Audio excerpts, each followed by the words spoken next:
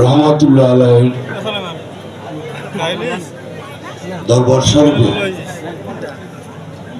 আজকের আয়োজিত অনুষ্ঠানের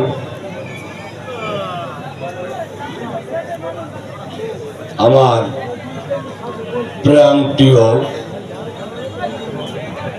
সুধীমণ্ডলী, মা ও বোনেরা, আসসালামু আলাইকুম। আগামী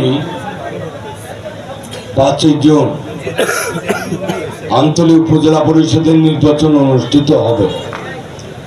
উপজেলা পরিষদ নির্বাচনে আপনারা অনেকেই আমাকে চেনেন, অনেকে চেনেন না। আমি মোহাম্মদ মোয়াজ্জেম হোসেন খান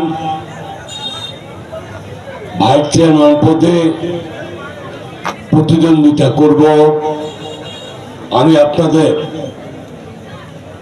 ছোট বড়, মা বোন, ধর্ম বর্ণ নির্বিশেষে সকলের দোয়া, ভালোবাসা, সহযোগিতা, সমর্থন, সর্বোপরি ভোট প্রার্থনা করে আপনাদের সকলের সুস্বাস্থ্য, দীর্ঘায়ু ও মঙ্গল কামনা করে আমার বক্তব্য শেষ করছি।